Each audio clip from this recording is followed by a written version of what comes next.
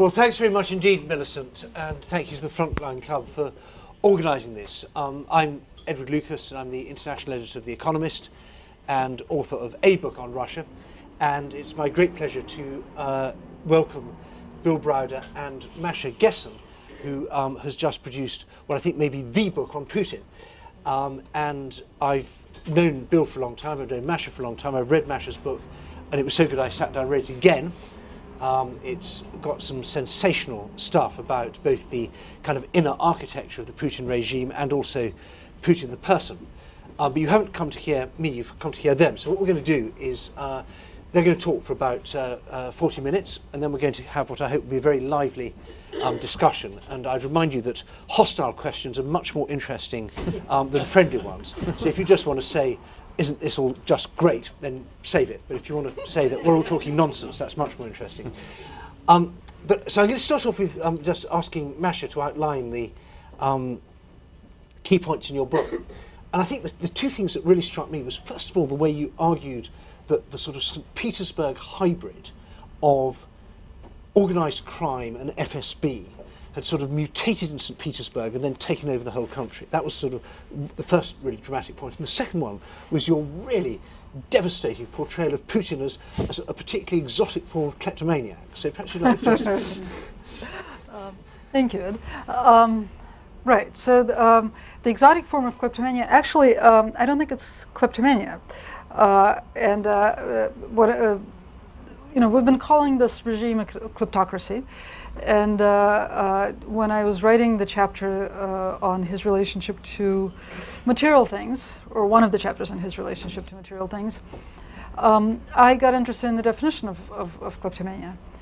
And discovered, to my great surprise, that part of the definition of kleptomania is that people tend to steal things that are worthless and that they don't need, which is not exactly what Putin does. So I started looking for a diagnosis. You know, I promise it's the only armchair diagnosis in the book.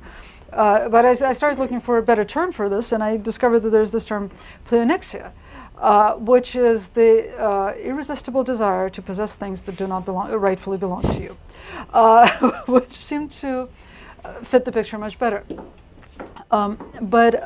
This is, I was interested in writing a book that didn't just detail what has happened under Putin in Russia, which to a large extent is well known. I was interested in writing the story of this person who's done what he's done in Russia. So I was particularly interested in any thread that I could follow from his childhood to his time as president. And one of those threads was his relationship to material things, right? He was the only child in his first grade class who had a wristwatch, which at the time was spectacularly luxurious. I mean, even adults in 1952 rarely had wristwatches. So he was this boy with a wristwatch. Which doesn't really tell us much about him, but it does tell us a little bit about the circumstance. Then when he gets a little older, when he's in college, his parents win the lottery, and they win a car. And they have the choice of taking the car or taking cash. And the cash would have been enough to get them out of a communal apartment and into a new construction flat. But Putin takes the car, the college student. So he has to have been the only college student in Leningrad at the time who had his own car. And that points to something that's very peculiar. I mean, that kind of non-differential relationship to his parents, who were elderly, who were both retired at the time. He was an only child. He would have been expected to bring money home, not take what they had won in the lottery. Now, getting to the subject of bringing money home, he spends 2 summers working in construction in the far north, which is common for college students at the time. And he makes huge amounts of money by the standards of those times. And the first summer, he takes that money and he blows it all on a vacation on the Black Sea.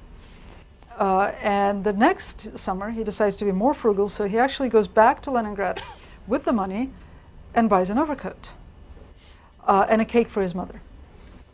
Now, this is what's interesting about this is that this is stuff that he has actually told himself, because one of the things that I found actually very rewarding as a biographer is that Putin had no public record before he became president. You know, he had been in the secret police his whole life. So anything that became known about him is stuff that he wanted known about him, right? Whether consciously or not quite. This is what he wanted to put forward. This is who he thought he was, right? Which at first glance may not seem like such good luck for a biographer, but I think it is. You know, it's a meta text, and his official biography, which was written in cooperation with 3 journalists hastily in February 2000, is amazing in that sense, because you know, I really got to see what he wanted to put forward. What he wanted to put forward was an image of himself as a thug, as somebody who had trouble controlling his temper, somebody who was aggressive, and somebody who was vengeful. And basically, you could argue we had fair warning in February 2000. That's exactly who he turned out to be.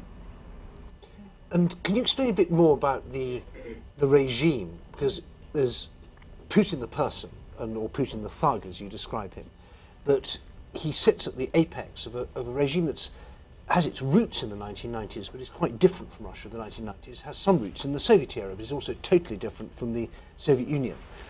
Could you characterize this regime a bit for us? What's it based on? How does it work? I think Putin sincerely believes that the KGB is the best thing ever invented.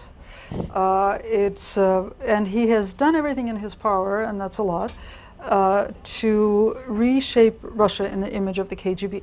Right? So what's the KGB? The KGB is a closed system that's based on personal connections and paranoia, where information comes in but doesn't go out. And that's very much the system he has constructed. One of the key differences between the KGB, the current system that's based on the KGB, and the system that existed in the Soviet Union was that, in fact, the Soviet Union rested on 2 pillars. There was the Communist Party system, and then there was the KGB system. At times they were in competition. They did correct one another's misinformation some of the time. After a while, and this is the time when Putin actually got to the KGB sort of ballooned out of proportion and was no longer able to digest the information that it was collecting. And it can be argued that that's one of the factors that contributed to the demise of the Soviet Union. Was that the KGB had become dysfunctional. Now, in Putin, we have somebody who came out of that dysfunctional iteration of the KGB and tried to recreate Russia as the sort of vertically controlled, closed system, and that's very much what we have now. So it can be compared to mafia state, which which has been done, and that's a very good comparison. I think it's very effectively compared to a pyramid structure, and it is a pyramid structure in all sorts of ways, right? And one of the important things to keep in mind is that it has to keep bringing in more participants in order for the system to be sustained. And once that process stops, the system will collapse. But Masha, many people listening to that are going to say, well, hang on a moment. There are plenty of countries in the world that are blessed or cursed by natural resources, and where the people in charge loot those natural resources or extract rents from them. There are plenty of countries which have got corrupt bureaucracies, and the people at the top extract bureaucratic rents from those bureaucracies. Why is the system in Russia so worthy of note? What's so different about it? Why is this really worse than what happens in, say, Mexico or Nigeria or some other country? I think it was you, Edward, who wrote once that that Russians keep saying, but in the rest of the world, but in the rest of the world. But in fact, the rest of the world is just like Russia. It is corrupt and poorly governed. And it's true. Russia is like much of the rest of the world. Russia happens to be the largest landmass. Russia happens to have one of the 2 largest arsenals of nuclear arms. I think that's reason enough to pay attention to the fact that it is poorly governed, if governed at all, and is extremely corrupt and on the verge of collapse. Right. Well, we've been talking slightly, if not abstract, at least general terms. And I now want to turn to Bill Browder to look at one of the most glaring casualties of this regime, which is your lawyer, Sergei Magnitsky. Now, I know this is an immensely complicated story, and it's really difficult to get across to people who don't know it, because they say things like, why didn't he call the police? when yet the police were actually the perpetrators. So, Bill, I'm going to ask you to do the impossible and try and give us at least the highlights or the lowlights of this story in a few minutes, and then I'll come back with some more questions and tease out some of the details. Good. First of all, let me just tell you, there's a lot of terrible stories in Russia. Sergei Magnitsky's story is just one of many, many stories. But the reason that I'm here tonight is that Sergei Magnitsky's story is featured in Masha's book at the very end, and in Edward's book, this one, at the very beginning. Chapter 1 is about Sergei Magnitsky.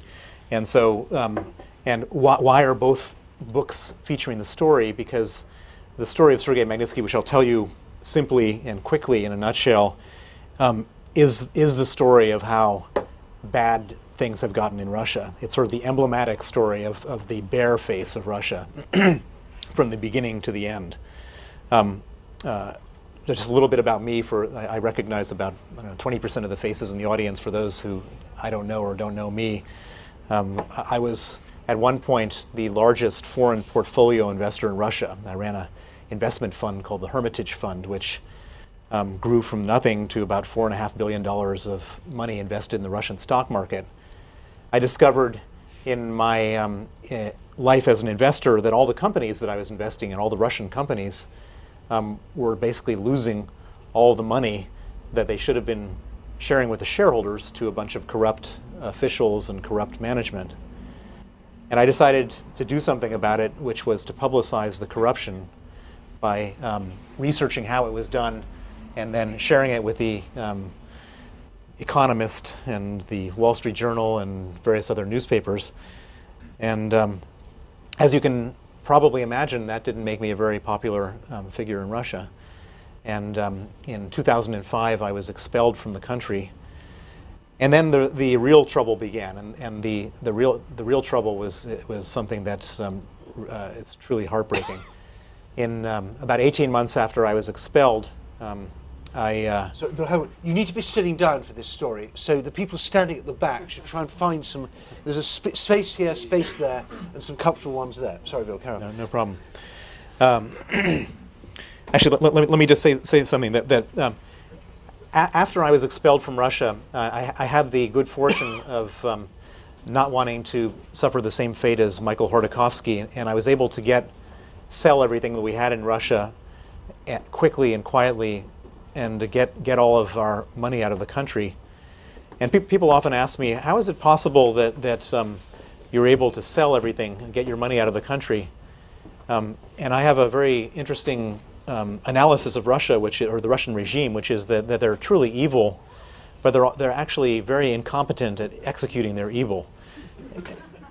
And I've seen this in lots of different ways. And so I was able to get all our money and also get all of our people out of Russia, and all my employees. And so I thought that I was relatively immune from their clutches. 18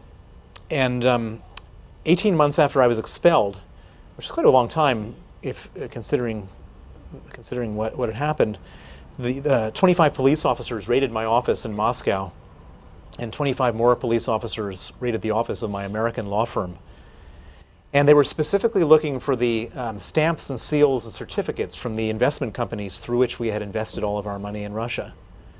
One of the lawyers at the law firm protested their seizure of these documents, and they took him into a conference room and beat him so badly that he was hospitalized for 3 weeks. The documents were then seized, and then the next thing we knew, we no longer owned our investment holding companies. And these were companies that were empty at this point because we had taken all of our money out of the country. But the police didn't know that. And using the documents seized from our law firm's office, they fraudulently re-registered the companies out of our name into the name of a man who had been convicted of murder and let out of jail after 1 year by the Interior Ministry, presumably to put his name on companies that they were stealing. I was shocked and mortified, not because there was any economic harm to me because we had got all our money out, but I thought if the police were working together with murderers to steal our companies, God knows what else is going to happen. And I hired 7 lawyers from 4 different law firms to help me decipher and uncover this mess, including a young man named Sergei Magnitsky. Sergei was a 36-year-old lawyer working for the American law firm Firestone Duncan. And for those in Moscow who knew him, he was one of the smartest lawyers of his generation in Russia. And Sergei set out to investigate why this whole thing had happened. And he came back to us a few weeks after we hired him and said, not only have your companies been stolen, but when the police seized the documents, those documents were then used to create $1 billion of fake contracts to claim your companies owed $1 billion to 3 unknown shell companies. We said, that's pretty terrible. And he said, well, it gets worse. He said, the shell companies then sued your companies for $1 billion in Russian court. You didn't know about it because you didn't own your companies anymore. And then 3 lawyers were hired by the people who stole your companies to show up in court and to plead guilty to $1 billion of fake liabilities. At this point, I was very shocked.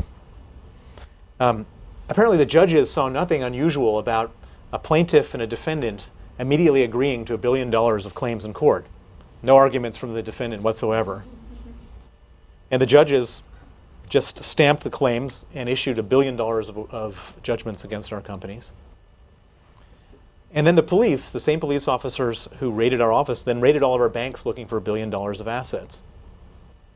But thankfully, $1 billion of assets weren't there because we took everything out of the country. And so at this point, I started to nervously laugh to myself and thought, wow, they sure went through a lot of effort for that. Great end to the story. But Sergei said, the Russian stories don't end this way. And I said, well, how's this story going to end? And he said, I don't know, but there's never a happy ending to these stories. And I then told him, well, why don't you go and investigate further? And he did. And he came back a few months later, and he said, what I've discovered is truly the most cynical thing I've ever seen in my life in Russia, and I've seen a lot of cynical things. And what he described was truly amazing. That basically, when we were exiting Russia and taking all of our money out, we declared $1 billion of profits to the Russian tax authorities and paid $230 million of taxes. And what Sergei learned was that the people who stole our companies went back to the tax authorities, and they said there was a mistake made in the previous year's tax filing. These companies didn't make $1 billion. They made 0. And they presented these bogus court judgments. And they said, since the companies made 0, a mistake was made in paying $230 million of taxes. And we'd like the money back. This was the largest tax refund request in Russian history. They applied for it on the 23rd of December, 2007, 2 days before Christmas. And it was approved and paid out the very next day. The largest tax refund in Russian history paid out one day on Christmas Eve, no questions asked. We were sure that this must be a rogue operation, because how could it be possible? Sure, it might have been approved to steal our money, but to steal $230 million of Russian tax money, that had to be a rogue operation. And so we figured if we just filed a complaint with enough different law enforcement agencies, that the good guys would get the bad guys, and that would be the end of this ugly story. And so Sergei prepared criminal complaints. We filed them with like 15 different regulatory and law enforcement agencies in Russia, and expected SWAT teams and helicopters to swoop down and get the bad guys the very next day. Well, they organized SWAT teams and helicopters, but not to swoop down and get the bad guys. They started going after all of our lawyers, 7 lawyers from 4 different law firms they opened up criminal cases against.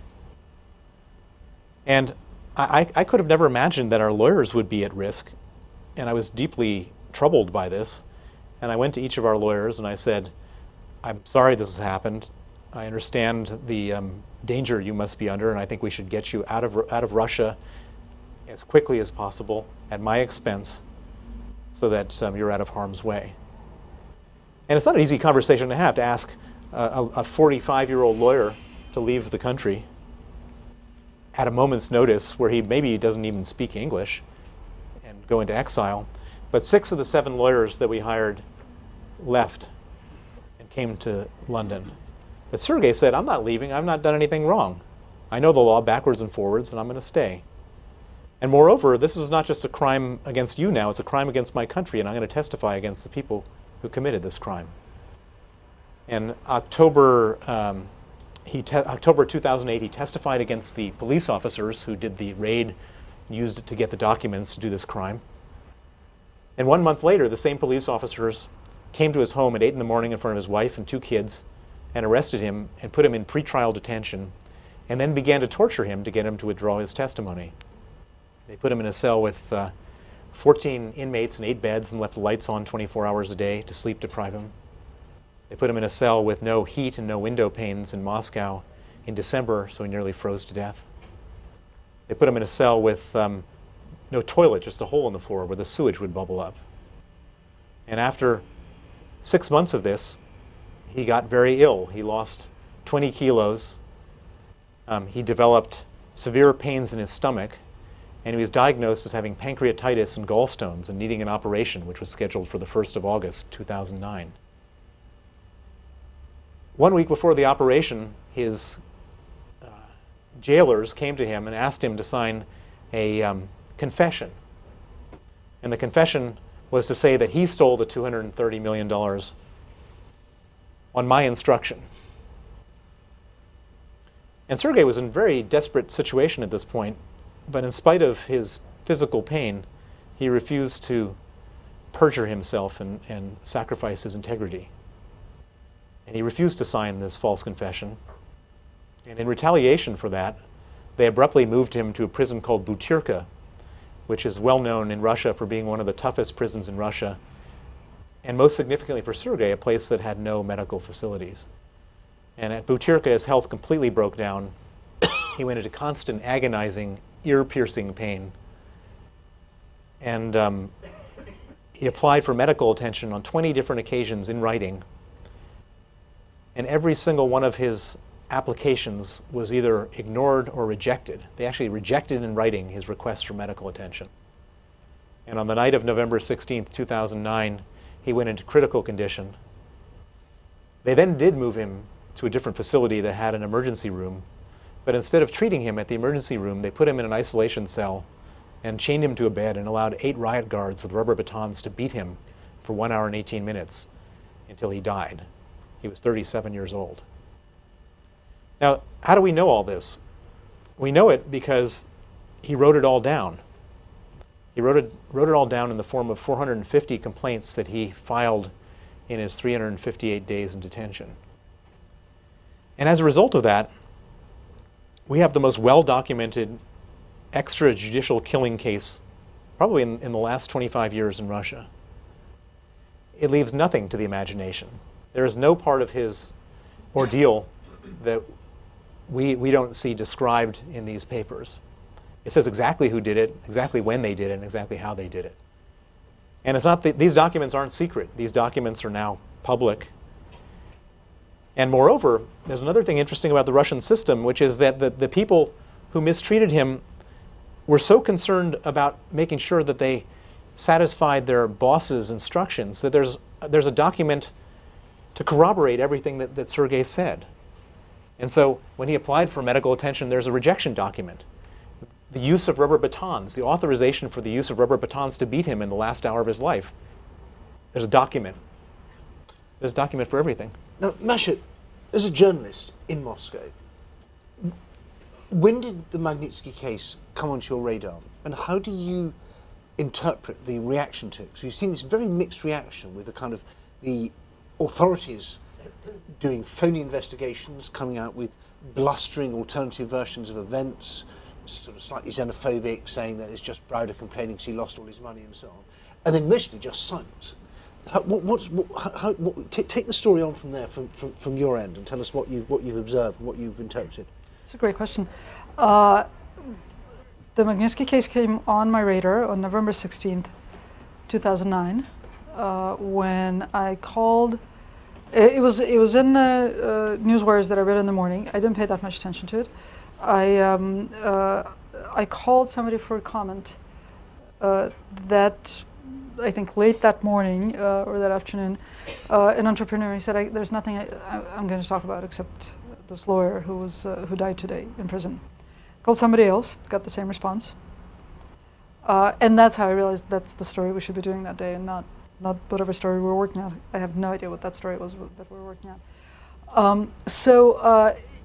Despite what you might be seeing in much of the media, this was a case that shook the business community in Russia profoundly the moment it happened. I mean, it was very, very clear. And I was recently in Washington, and I was asked, what does the business community think of the protests? I said, well, what do you think the business community thinks of the protests? The protests are pretty well funded, and they're not funded by the State Department. I said, speaking to a State Department official. And I think that a large part of the reason for that is the Magnitsky case. Because this was he was the epitome of the new Russian middle class who have done so well out of the change. You do Western-style jobs, Western-style colleagues, Western-style salaries, Western-style everything. And then suddenly, wham, he gets hit by this sort of... Right. This is, I think, in every period of Russian atrocity, and there have been several, there comes a point when a critical number of people can no longer say to themselves, that's not me. Right? When Khodorkovsky was arrested, people could say, that's not me. And a lot of my businessman friends had long arguments with me saying that that's not me. And I was saying, no, that is you. You just don't understand that it's you. With Magnitsky, the identification was overwhelming. It was, the message got across to, I think, the entire business class and the entire middle class that you are vulnerable, you're completely defenseless. And Bill, take up the story on the so-called investigations and the punishments and the promotions of the people involved in the case. What I've just told you, this heartbreaking story, this happens to a lot of people. It's not documented like it is in Sergei's case, but this is, if you meet anybody who's involved in human rights and civil society, there's many stories like it. What brings this story to an international dimension, to an international political level, is what happened afterwards. What happened when the government began their cover-up. Sergei died on November 16th, and as Masha said, and it's so interesting to hear it from her perspective, it just pierced the skin, the thick skin of everybody in Russia. And I remember the really resonant moment, which was that we sent out a 40-page handwritten letter that Sergei had written to the general prosecutor, in which he described a lot of this stuff, which I told you about, and many more things. And by the way, if anyone wants to read it, we have a website called Russian Untouchables, and you can see all these documents on Russian Untouchables. We sent that out, and Novaya Gazeta, one of the bravest independent newspapers, read it, and had a similar reaction to everybody else who read it, which was, this is unbelievable. This can't possibly be Russia 2009. This must be 1937. And they published it word for word on the front page of their newspaper, all 40 handwritten pages, obviously condensed when it was typewritten, over the next several issues, and called it Sergei's Prison Diaries. And this just electrified the Russian population in a way that other things hadn't. And a week afterwards, and there have been a lot of articles in your magazine and in Novaya Gazeta and the New Times and all the independent newspapers about Sergei Magnitsky. And Medvedev, President Medvedev, if you can call him that, president, he was supposed to be the anti-legal nihilism president of Russia.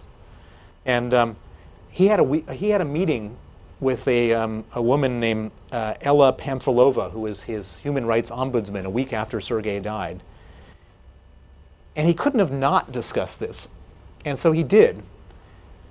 And he did something which was very unusual, which is he had to do something. And so he called up his general prosecutor and his justice minister and said, I order you to do an investigation into the Magnitsky case. Now, I wasn't sure what to expect in terms of the order. But what it did do, which was something which is unique in Russia, which is that the state media then was allowed to report the name Magnitsky on television. And this is where this thing took off exponentially in terms of a national issue in Russia, which is that nobody had instructed them not to talk about Magnitsky because the president ordered an investigation. So they all started talking about the name Magnitsky. Now, it was a bit troublesome because for the bad guys, because the bad guys have a system for dealing with this stuff. The system is just say it didn't happen. And so that's what they did. The Interior Ministry announced that Sergei wasn't sick in his time in detention, and that they had no idea that he needed medical attention, and that he died a natural death of natural causes. And it's very unfortunate if someone dies in prison, but it happens. They then exonerated every single one of the officials involved. Every single person from the Interior Ministry, the prosecutor's office, the courts, everyone was exonerated. As the media started whipping this thing further into a frenzy, they needed to more than exonerate them, so they promoted all the key players. When the frenzy got even more whipped up, they actually announced that out of the, I think there was 30 people who received federal honors for their service to the country in the Interior Ministry, and something like 5 of them were the people involved in killing Magnitsky. The thing kept on getting whipped up further and further and further. The president's own Human Rights Council, which consists of really unimpeachable human rights activists, published a report on July 5th of last year, basically saying Sergei had been murdered in custody, he had been tortured, that everyone had been covered up, and they named names all the way throughout. And in response to this, the Interior Ministry again announced that everybody had been exonerated, but then went one step further, and this is the sort of the coup of all sort of craziness and unbelievableness of Russia, which was that they then announced after this Human Rights Council report was published that they're going to resume the prosecution of Sergei Magnitsky 2 years after he's dead. It's the first ever prosecution of a dead man in Russia since the legal system began in 1457. Even Stalin didn't do that. And I think it may be helpful for people who are familiar with the British system. This is as if you had a really big Russian investor in Britain, like, say, Abramovich, and you then got the Home Office and MI5 and the Inland Revenue getting together to expropriate Chelsea Football Club from Mr. Abramovich, bankrupting it with re-registering it with phony directors, creating liabilities, bankrupting the football club, and then obtaining an enormous tax refund from the Inland Revenue, splitting it up between them, and then jailing and murdering the lawyer who tried to uncover it. And that would be the sort of pretty much... And then prosecuting that lawyer and then after... prosecute him after he's dead. Yeah. It's, but Masha, back to you. It's when people try and defend Russia, whether or not they're doing it because they're paid to or just out of other motives, they say things like, yes, the Magnitsky case is a tragedy, we have an awfully long way to go in our judicial system and so on, but this is an aberration. It's not it doesn't exemplify anything. It's just like terrible things happen in every country. People die. You have terrible things happen in the American judicial system. You have all sorts of bad things happen. The fact that Medvedev actually did raise it, that it has been discussed in the official media, that at least some people involved were transferred to other jobs, means one shouldn't generalise from this sort of appalling particular instance. Do you think that there's anything to be said on the authorities' side in defence of this, or is this actually a glimpse into the way that Russia really works? It's absolutely a glimpse into the way Russia really works, and we can sort of logically arrive at this conclusion fairly easily. First of all, human rights activists at this point estimate that as many as 15% of all Russian inmates are entrepreneurs, right? So, and usually, usually their cases are not as convoluted as the Magnitsky case. Usually they're pretty straightforward.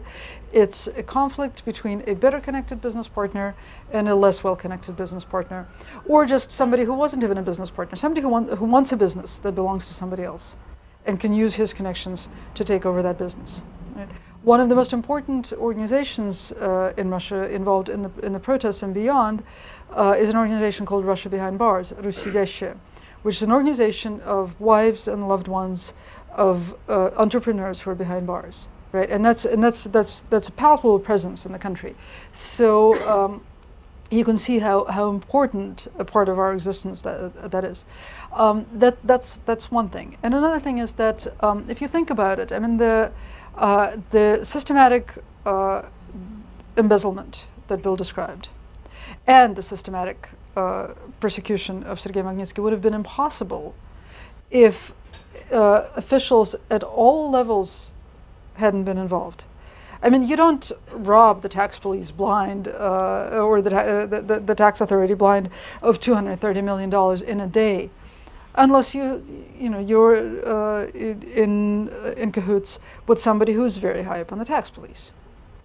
You don't prosecute a dead man unless you have the full cooperation of the prosecutor general, the prosecutor general, etc. Right? So, in order to have carried out that whole operation, you have to have had the people at the highest levels of government involved.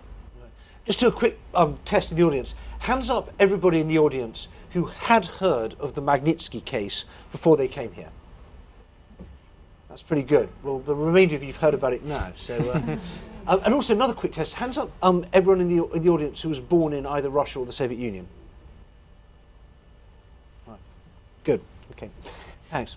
Bill, do you want to just talk a little bit now about what's happened since? There's the Magnitsky list has been one of the most effective fires lit under the regime. I think it's far more effective than any of the things that governments or other NGOs have tried to do. Give us a quick update on who's on the Magnitsky list and where have you got them and what's it trying to do? Well, as you heard, there was really no prospect of getting justice inside of Russia. When Sergei died, I said to myself, I'm going to make sure that he gets justice. That I vowed to his memory, to his family, and to myself that he was going to get justice. And it became obvious very quickly that we weren't going to get justice inside of Russia. And so then we said to ourselves, how do we get justice outside of Russia? There's very little jurisdiction, for tax crimes, torture, and murder in Russia to be executed outside of Russia. And we said to ourselves, well, the people who committed these crimes, they didn't do this because of religious intolerance like the Soviet Union did with Jews. They didn't do it for ideological intolerance the way Stalin did with capitalists. They did this for money. This was a money crime. And as are 15% of all inmates are basically taken hostage for money crimes. And these people, they steal the money. And what do they like to do with their money? The whole thing in Russia, and you can see it everywhere in the world, it's very obvious, is this whole thing, this sort of luxury competition. How do you have more luxury than the next guy? They like to compete with each other to be more luxurious than the next guy. And how do they do that? Well, every frontline house between Monaco and Saint-Tropez has been purchased by a Russian. Half the yachts parked in the marina in the front of the Costa of the Cala di Volpe and the Costa Smeralda in Italy are owned by Russians. In Knightsbridge, you see them everywhere. So if you really want to get to them, take that away from them. And so how do you take that away from them? You take away their visas and you freeze their assets. And so we embarked 2 years ago on a project to do just that. And we know exactly who these people are because they wrote their names down. They signed documents denying Sergei medical care. They signed documents authorizing use of rubber batons. They were more concerned about their bosses not thinking they did their job. Well, now we got the evidence.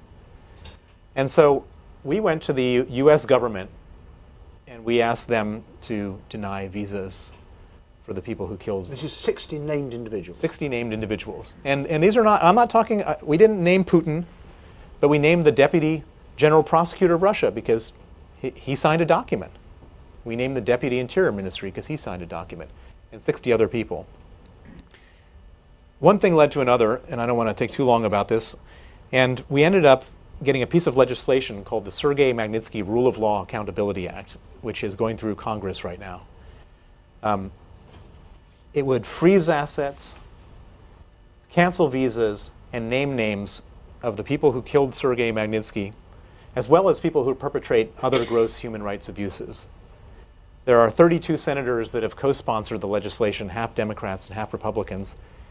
And it's now going through in a very interesting time because the US administration is trying to get rid of the very historic, very impressive, and very important piece of legislation called the Jackson-Vanik Act, which was passed 35 years ago, which penalized the Soviet Union for not letting Jewish people emigrate. Now, obviously, the Soviet Union doesn't exist anymore and Jewish people can emigrate, but nobody wants to, in Congress, wants to let Russia off the hook for at the moment because of all the gross human rights abuses, unless there's a replacement piece of legislation. And this one will replace Jackson-Vanik. It's moving forward. It probably, in my prediction, we'll have a piece of legislation passed. And everybody in Europe, we have 12 different parliaments around Europe that have the same thing going. And we are going to close down the West for these people and for hopefully for other people as well. I want to come to questions in a moment, so start sharpening your questions. But Masha, first of all, I just wonder if you could give us an insight into what the West means for this, for the regime. Because it's a real paradox. On the one hand, they fear the West. They think the West's out to get Russia. Russia's a besieged fortress. On the other hand, they envy the West because the West has diversified its economy. It's the source of the consumer goods and the education, the property and the luxury that they want.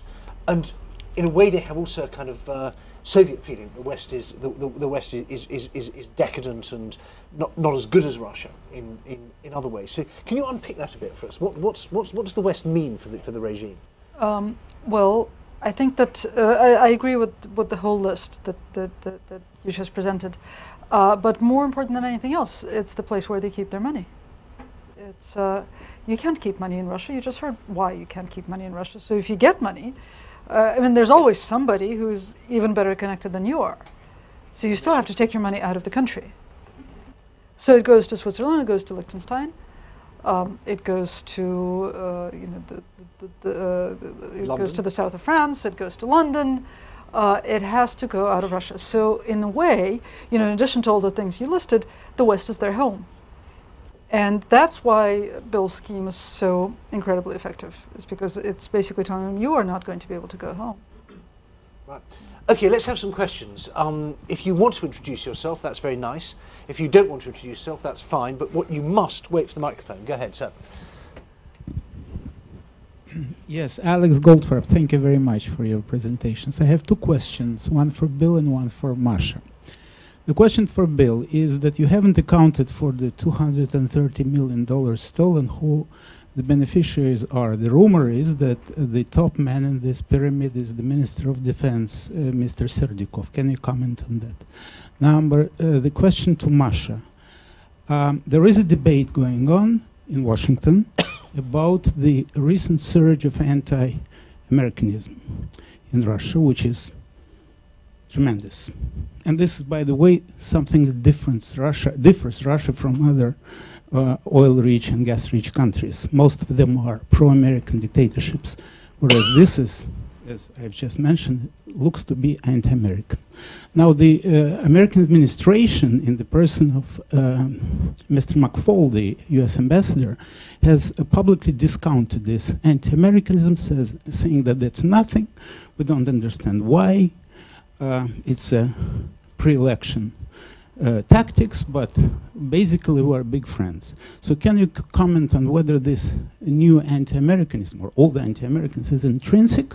Is it a real soul of Russian regime, or is it just a superficial, temporary thing? Thanks very much for those excellent questions. Bill, first of all, the great principle in journalism, follow the money. Where did it go? It's the only question, and we started with the low-level guys, and there was a guy named Lieutenant Colonel Artem Kuznetsov, who was the one who raided our offices, raided the banks, and then arrested Sergei. And we said, well, obviously he's guilty of this crime, so let's see how he's doing. And he wasn't such a clever fellow, because he's on a salary of $10,000 a year. And there's about $3 million of assets registered in him, his wife, and his pensioner mother's name, including some very nice condos and land plots in Moscow, Range Rovers, Mercedes, SLK cabriolets, and lots of foreign trips. His partner at the Interior Ministry, Major Pavel Karpov, he's on a salary of $6,000 a year. He's got $1.3 million of assets. based on public records. But the really funny one is Olga Stepanova, who is the head of tax office number 28 in Moscow that did the lion's share of the big tax refund. She's on a salary, she and her husband, I should say, are on a salary of $38,000 a year based on their tax returns. And they have in their joint possession $38 million worth of assets, including $11 million that was held at Credit Suisse Private Bank in Zurich. And we got the bank statements for that, and we're able to share those with the Swiss general prosecutor, who has since frozen that money and opened up a major money laundering investigation. There's more to come. Good. Watch this space. There's two people, several standing at the back. We have one seat here. There was a second part of the question. Yeah, I know. I'm just good. I don't like to see people standing when they could be sitting. So we've got two seats there and one there. If you want, don't be shy. Masha, anti-Americanism, is it opportunistic, intrinsic, and extrinsic? How does it fit with the 4 years we saw of Medvedev, who seemed to be, and the reset, which seemed to be trying to get relations with America on a different track? Explain. Right. Putin, who has been running Russia for the last 12 years, just to make it clear, is actually a pretty consistent guy. And he was trained as a spy. He was, the job for which he was trained was drafting potential informants to inform on the enemy. And the enemy was the United States. And that has not changed. The enemy will always be the United States, as long as Putin is in power. It's the United States. You're an American. Ask the question. The question was, why doesn't the United States accept this? Maybe the United States hasn't read my book closely enough yet. No, I mean, I think that look, the whole reset campaign of the last 3 years, I mean, I think that there are a number of officials who fell into the Medvedev trap. They weren't the only ones. There were a lot of very, very good and smart Russians who fell into the same trap. I think that the best way to think of Medvedev, of the Medvedev-Putin duo, is to think of a president who has a first lady, and Medvedev is a first lady. He is he gets to reach out to the disenfranchised, the intelligentsia, the inmates, maybe somebody who's lost an employee. The reaching out doesn't lead to anything. I mean, he's just a first lady. It's just a humanitarian gesture. But that humanitarian gesture, combined with the high office that he supposedly held, it deceived a lot of people. And I would even argue that a lot of people were right to be deceived. I mean, I've talked to people, some that I'm very close to, who said, look, if there's even the slightest chance that I'm going to be able to aid change in the system by participating, say, in Medvedev's Presidential Council on Human Rights, which proved to be a grand waste of time. But the people who participated said, if there's even the slightest chance that I can make a difference by participating, I will participate. And that is a sound position to take. I'm not sure that's a sound foreign policy position, so I have great doubts about the whole reset policy. But I think that the motivation is largely similar. Right, let's have some more questions. You had your hand up there, sir. Yes, wait for and then we'll take three together, I think, to save time. Then the gentleman next to you, and then the gentleman at the back with the black. Hi, my name is Oliver Bullough. Yeah, go ahead. I wanted to ask, what was unusual, as you said about the Magnitsky case, was that all the information came out, and there's so many, thousands of cases where no one really has any clear idea about what happened. I wondered whether it's ever going to be possible to hold sort of Putin or his officials to account, since they've become so good at controlling the flow of information, and whether, an act like this about Magnitsky is essentially unworkable because no one really has any idea what's going on. Good, and then if you pass the microphone along, yes, go ahead, sir. Hello, I'm Mick Brown. Two questions. One to Bill about how did you acquire the documents, the 42 pages of documents, and to Masha, what do you think the prospects are now for the protest movement in light of Putin's re-election? And finally, the lady in the black there, yes, go ahead. Thanks. My name is Maya Trajkovska, but I wasn't born in Russia or the Soviet Union. I have a comment and I have a question to Masha. My comment refers to the Christmas Eve. It's not on the 23rd, it's on the 16th of January in Russia. So they had 2 weeks instead of 1 day. And the question to Masha is actually, I'm interested in the comment that where you said that Russia faces imminent collapse. So I would like you to expand on this statement of yours. Thanks. Okay, let's get a Bill first. Without giving away too much of your sources and methods, how did you get hold of these very interesting documents? Well, the documents were something that people often ask. It's not an unusual question, which is how did Sergei's Sergei's diaries, what you're referring to, how did they allow that to happen? And Russia, on one hand, is totally a lawless place where they can do all these terrible things that I've described. But on the other hand, and this is really important, they're totally wedded to procedure. And even during Stalin's times, they had to get a confession. They had to beat a confession or torture a confession out of somebody and get them to initial every page before they executed them.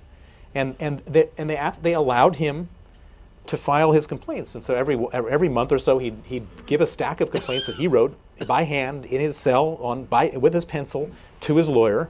His lawyer would file the complaints. They would be ignored or rejected, and we'd get copies of them.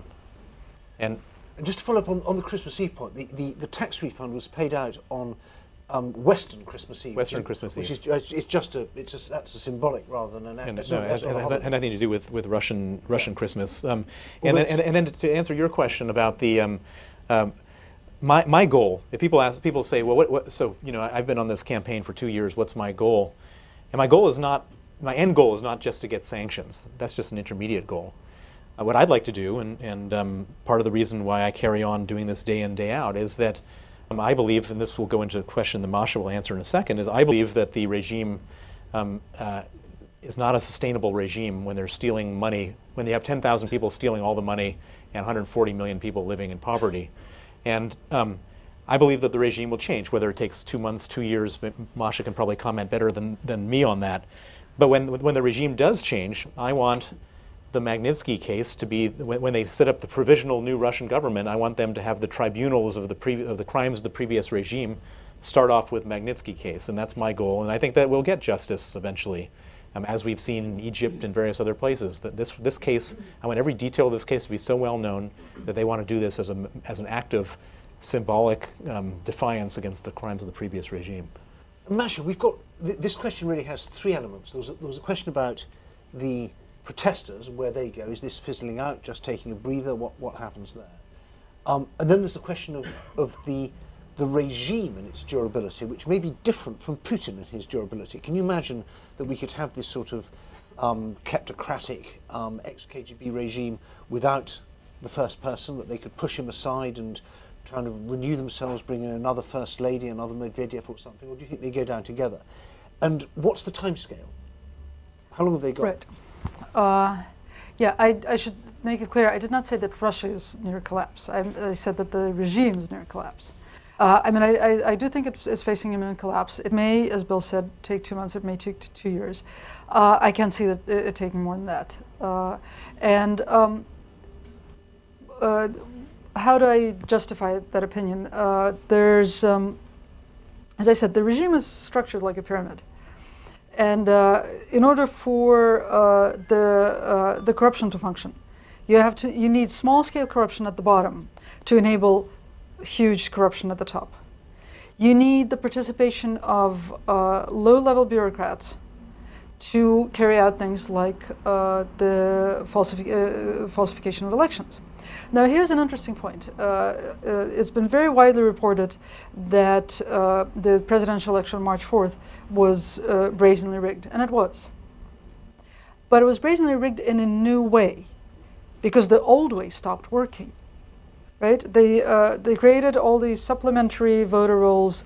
They created phantom election precincts, because they could no longer count on the low-level state employees, teachers, and school principals who staff local election commissions to just automatically falsify results, right? So the bottom level of the pyramid is being dissembled before our very eyes. Now, the problem with what has happened in Russia over the last 12 years is that all the healthy mechanisms of society, of a democratic society, have been demolished. Right, so the electoral institutions are destroyed, public space has been destroyed, the media have been silenced, right? So you don't even. It's like having a person in multiple organ failure. You don't quite know how the internal organs are going to communicate among themselves because they don't anymore. So even though the bottom of the pyramid has fallen out, we can't quite predict when the top is going to collapse. Because actually they're not talking to each other anymore. Because it's that bad. The destruction is that far gone. I think that was the demise question. What was that? What about the opposition? What about the opposition? Right. The opposition. It was inevitable that the protest movement would wax and wane. It's waning right now. It will wax again. I am sure of this. Because the motivation for the protest has not gone anywhere. And the motivation for the protest, and we should be very clear about this, is the humiliation, the daily indignity of living in Russia, of which the rigging of the elections is but a last drop, a small example. But it's really the daily experience of going to get your driver's license extended, going to get your passport, or going to get a license for your business to import millions of dollars worth of raw materials. Whatever it is you're doing when you have contact with the state, it's humiliating, it's unpredictable. And that's why people came out into the streets. And that's not gone anywhere. Now, because political culture has been destroyed over the last 12 years, a large number of people, and I think I was very naive about this, sort of the opposite kind of naivete from the kind that I'm about to describe, but a large number of people engaged in a sort of magical thinking. It seemed to them that if there are so many of us and we're out in the streets and the protest is happening, then the whole thing is going to end right now. Well, it didn't end right now. Because again, there are no mechanisms for the protest to bring down the regime. So right now, some of the people are demoralized, others are radicalized, and that's a very important part of the picture. But both groups are sort of trying to figure out where we go from now, and we are going to go somewhere from now. It's the regime, the integrity of the regime has been destroyed. Right, let's have some more questions. The lady in the front, yes, two ladies in the front row. My name is Alisa. I'm just was wondering, if a regime collapse, where do you see Khodorkovsky? And do you think that Prokhorov will survive politically for the next election? And the lady next to you? I'm Galia Kutranova, Tear Fund. My question is to Bill. How many organizations are you aware of that are doing similar activities to you, Western organizations? And will the West eventually give up on Russia and its lawlessness? Can you comment on that? Okay, one each, go ahead. Okay, it's hard to say. I mean, what we do know is that, again, because political institutions have been destroyed, there's this commonly used rhetorical device. Well, where are the leaders in the opposition? Who's going to take over? Well, nobody, because political institutions have been destroyed, media have been destroyed. There's no public conversation. You need to rebuild all that stuff to get new leaders. Does Khodorkovsky have the potential to be one of those new leaders? Possibly. But we won't know until we see how it all shakes down. We don't know who lives in the country anymore. That all needs to be seen and counted and discussed again.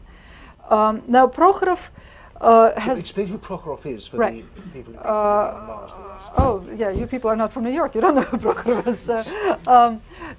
Mikhail Prokhorov was the richest man in Russia 3 years ago. Now he's the fourth richest man in Russia. So he has more money than God. He's also the owner of the Brooklyn Nets, in the worst team in the NBA. Anyway, he's a billionaire who was he's also one of the tallest men in Russia, who ran for president in the last election, the one that just happened, which means that he was asked to run by the Kremlin, because nobody runs without having that arranged with Putin. And despite having run anything but a vigorous campaign, He did, according to independent exit polls, come in second. And it makes it clear that at the moment he's got great potential just because he's not Putin. I think also because people feel that he can be trusted because he already has all that money. So at least he's not going to steal. So that means that in the short run, his political potential is huge. He would actually be a wonderful choice for the head of transitional government because he would, in fact, make a credible case for being able to limit his political ambition to, say, a 2-year transitional period. And you know, he can also at least run a business. We know that. So maybe he can go some way toward do something toward building institutions in the country. Does he have potential in the long run? It's impossible to tell because we don't know what's happening in the country in the long run. We need a proper political contest before we can see how people do. Exactly. Bill, just quickly answer the So the question was, how many other Western organizations are doing the kind of things I'm doing, and when's the West going to give up on Russia? The West is never going to give up on Russia because for a variety of reasons. The main reason is that, as Masha said at the very beginning, this is a country with more nuclear warheads than the second largest owner of nuclear warheads, and most of the heating gas for Europe. And so whatever happens, everyone always cares about Russia. In terms of who else is doing what I'm doing, to really make a big change like what we're trying to do in terms of punishing these Russian officials abroad, you can't do it. One man can't do that. And we came up with this idea, which just took off virally, which is this idea that their money is where their heart is at.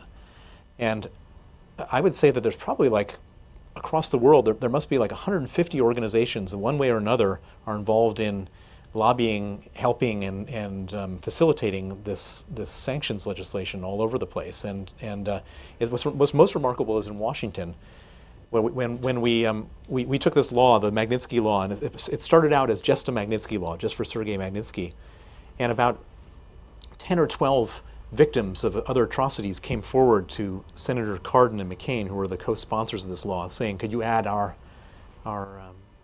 persecutors?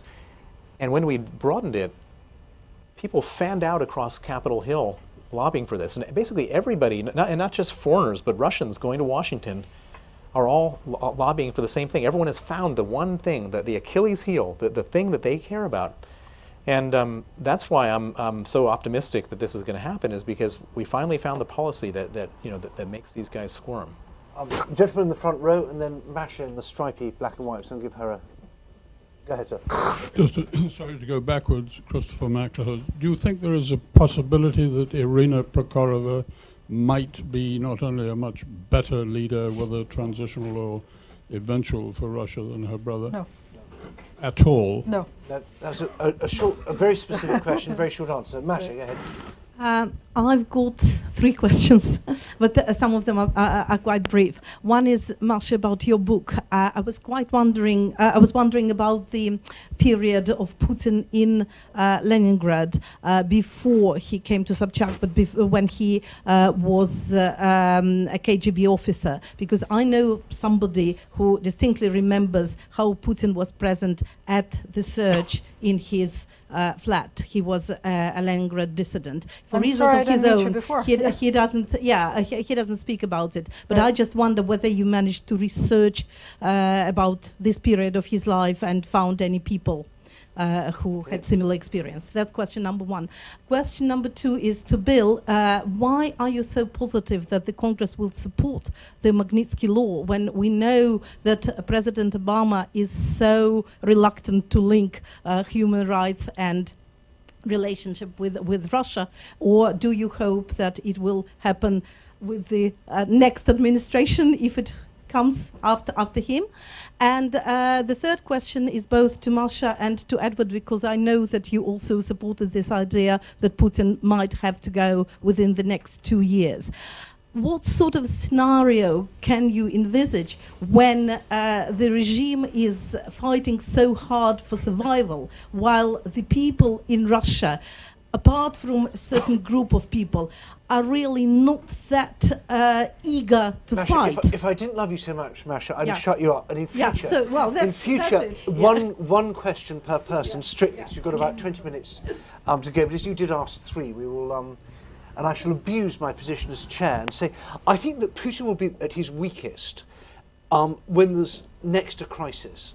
Something like another Kursk, a television tower catching fire, a hydroelectric power station blowing up, something just going wrong. Because he handles these crises quite badly.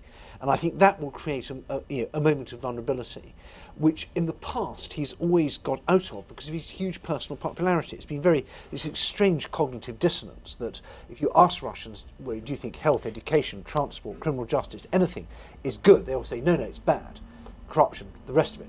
But if you say, do you like Putin? They say yes. And that's what's changed now. That bubble has popped. So I think that creates vulnerability. And I wouldn't say hypothesis, but the possibility is that the people who've got a huge stake in the survival of the regime may wonder if they can perpetuate it a bit longer by pushing him sideways or downwards, or possibly even he should taste his tea very carefully before he drinks it or whatever. Masha. Right. Okay, which question am I answering? Any of Masha's 3 questions. What will ultimately bring him down?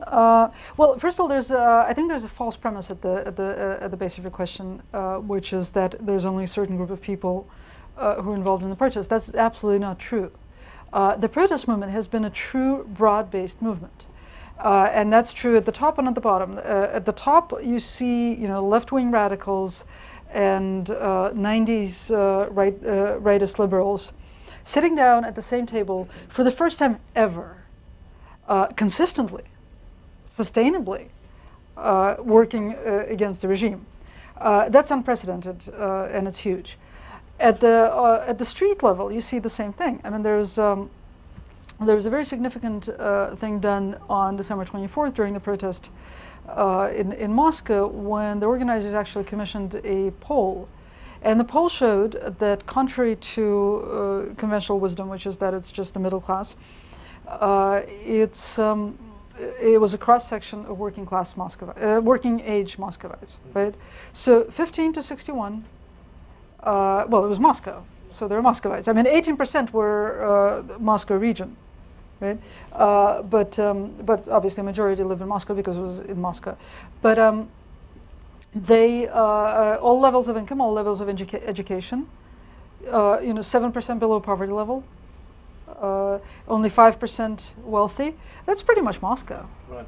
Right, and that's true across the country. 99 cities outside of Moscow participated in the protests, including tiny towns like Kovrov, population 145,000. That's tiny by Russian standards. Right. Well, population 145,000, that's the scale of a town where people know one another. 120 people came out to protest. Yeah. That's nearly 1/10% of the population of the town. That's a huge protest. And that's happened across the country.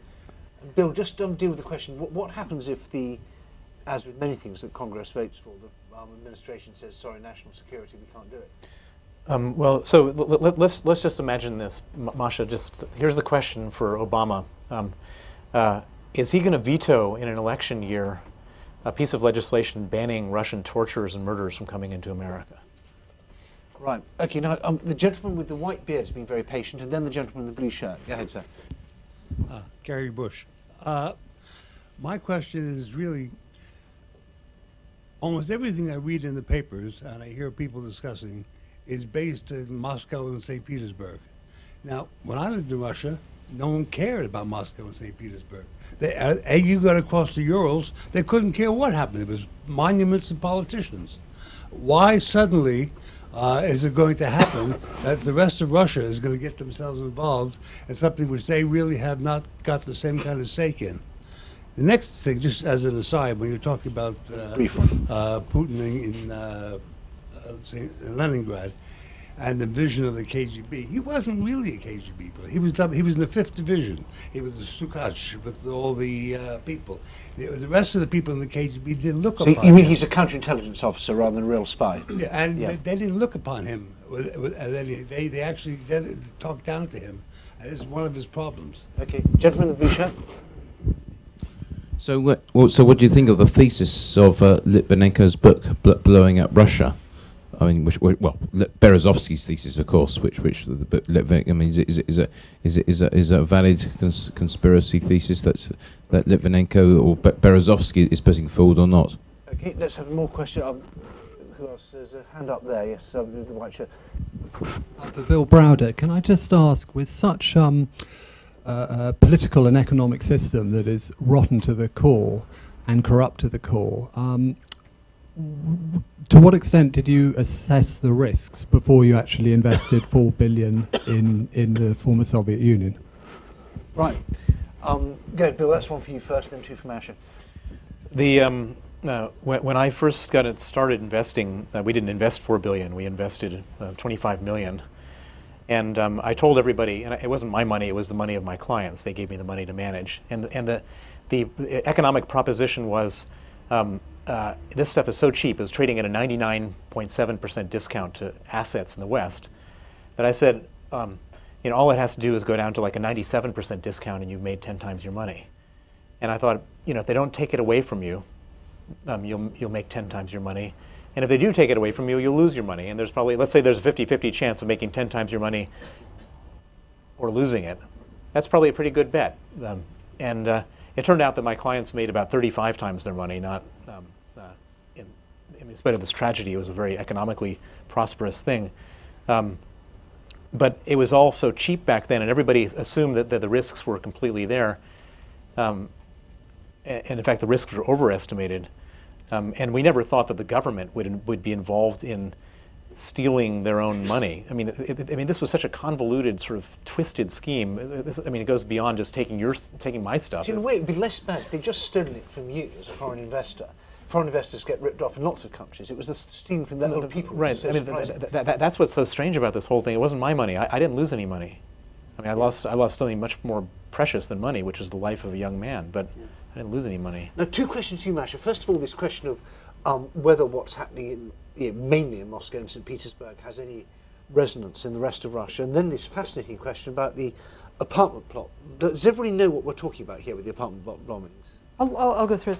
Yeah. Okay, well, just because most Western reporters are too lazy to leave Moscow and St. Petersburg does not mean that what they don't see is not happening. Again, 99 cities involved in the protests. That's all of Russia, right? I mean, Russia, that's pretty much how many cities Russia has. The protests have engulfed the entire country. And yes, we expect that to I expect that to have an effect because that's going on throughout the entire country. Now, with the apartment buildings, in August and September 1999, there were 4 consecutive explosions in Moscow and in the south of Russia that killed over 300 people and injured over 1,000. And there's this theory that has been put forward by a number of people, including indeed Boris Berezovsky, including Alexander Litvinenko, that those explosions were organized by the secret police. I think there's overwhelming evidence that that is indeed the case. We can't talk about conclusive evidence, because we can't talk about conclusive evidence. Just explain, why would the FSB want to kill more than 300 Russians?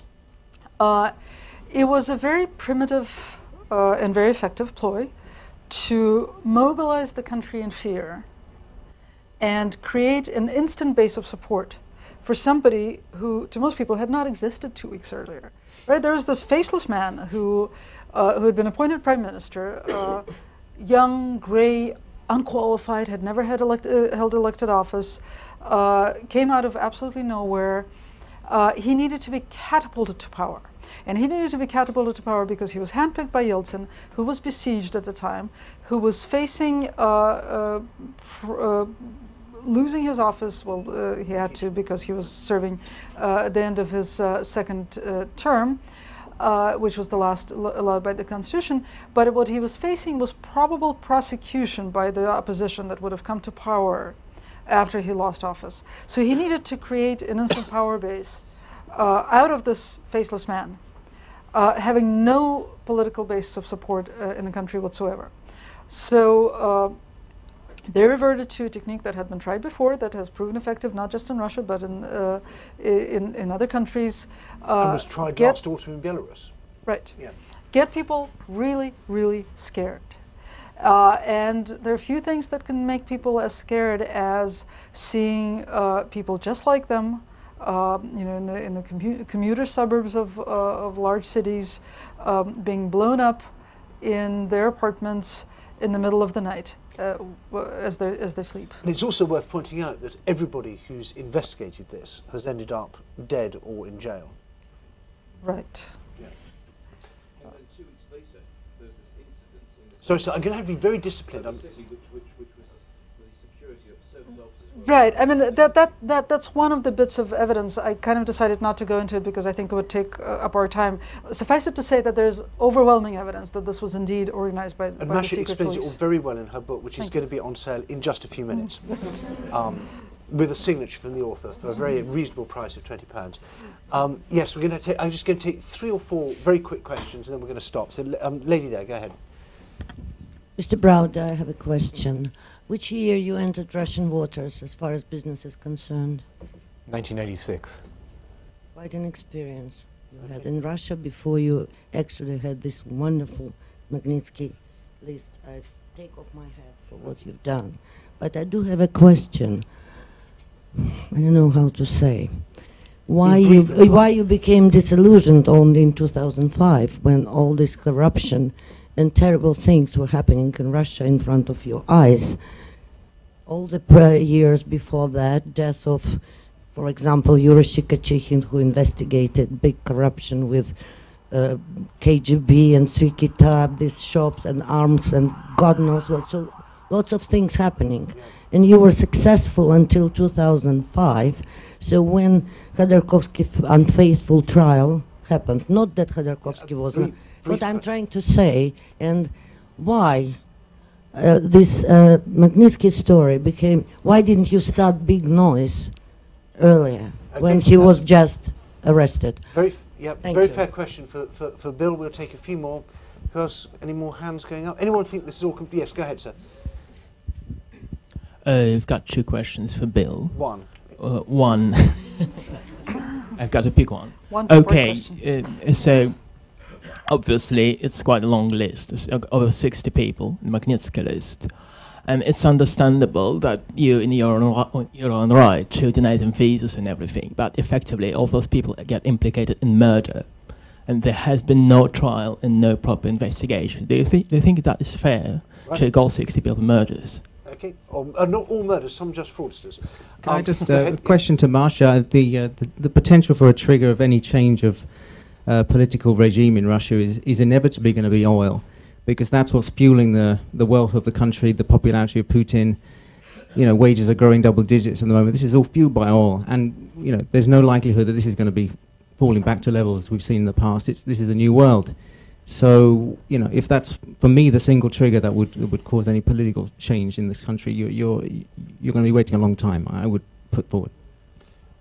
Great. Okay, Bill, 2 questions for you. Why did you get cross with the regime only when they turned on you? Well, I think that it's a little bit unfair to me to say that I was only cross with the regime when they turned on me. I was cross with the regime the moment that they started stealing money from big Russian companies, and for people like Ed who knew me in Moscow, I spent most of my career screaming from the loudest rooftop about how crooked and corrupt Gazprom, Sberbank, Unified Energy Systems, and various other things were. But you also said that Russia was moving in the right direction and it was underappreciated in the West. And I think it was true. I think that from 2000 to 2004, and I should just, for those of us living in Russia, during the oligarch regime, when 22 guys ended up with the whole country and everyone else was living in destitution, and professors became taxi drivers and nurses had to become prostitutes, there's nobody who could put their hand on their heart and say that this was good. And so we were all screaming for a strong man to come in and take these oligarchs out. And so for a brief period of time, I was enthusiastically supporting the strong man who was supposed to be doing that. And I was even happy when they arrested Khodorkovsky, because he was one of the guys who was causing so much trouble to me when I was doing all this stuff. The time when I got angry was when, after they arrested Khodorkovsky and took his company away, they then gave to Roman Abramovich $13 billion for another oil company. Why didn't they take that one away from him? Why is it that one guy gets thrown in jail and another guy gets $13 billion? And that's when things started going really wrong. And I don't think it was just me who was coming to this conclusion. I think a lot of people have come to this conclusion over a period of time. And just to answer your question about there are people in Russia in the administration, the presidential administration and the foreign ministry that say it's really unfair that we're calling 60 people haven't been prosecuted, and therefore how can we say that they're involved in these crimes? And those 60 people will never be prosecuted in the current regime in Russia because the courts were part of the system, and so it's ridiculous to even assume that they could be prosecuted in Russia. And we're not asking to throw anybody in jail here. We're just saying a visa, which is a privilege, not a right, should not be granted to somebody where there's documentary evidence of their involvement, where there's a relatively good case to be made for their involvement in a fraud, a false arrest, a torture, and a murder. Masha, do you want to finish up on is the oil price the regime's ultimate Achilles heel? Because they've had this incredible, I mean, Bill was saying the 90s was bad, but I often think if the Yeltsin governments had had Putin's oil price and Putin's governments had had Yeltsin's oil price, history would look completely different. I completely agree. Well, first of all, I want to set the record straight. Not all of us were screaming for a strong man. Yes. Some of us who were very much protesting the introduction of a strong man. In fact, some of us thought that with all the irregularities of the privatization of the 1990s, it's still an open question whether there was a better way to do it. But by the end of the 1990s, the system had begun to right itself, and the people who had come into possession of much of the country's wealth, most of them had realized that if they just kept taking that money out and putting nothing back in, they would run out of money eventually. In fact, the person at the forefront of that transformation was Khodorkovsky. And I would argue that those few of us who were against the strongman from the beginning turned out to be right. As for the oil price, here's the thing. As I said, the system is a pyramid. So it needs more than a sustained high oil price to run. It needs a constantly growing price of oil to run. Yeah. And that's not going to happen for it forever. Well, on that cheerful note, there's a bar downstairs with wonderful drinks. Some of you were going to go and have a delicious dinner there as well, or the many fine hostelries round about the Frontline Club. So it just remains me to first of all say that my own book is also on sale here. Please buy it. Thank you very much. It's about spies, a subject we have barely touched on, which complements everything you've heard this evening. Bill's websites are fantastic. Just Google Russian Untouchables. Go there. It will give you nightmares, so don't do it last thing at night. But it's all on there. It's in English if you don't speak Russian. It's really moving, grueling stuff. And Masha's book is absolutely terrific, and one copy is not enough. Buy one for yourself and one for your friends. And thank you very much indeed.